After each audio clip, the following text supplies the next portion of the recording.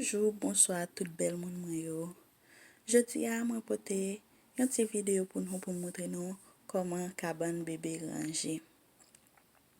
Video mwen pote pou nou jodi a pas tellement grand chose parce que mwen fè couvert YouTube channel mwen. Mwen juste vle poster yon ti video sur li pour mwen koman apprendre li, koman ap accueillir mwen avec ti video a.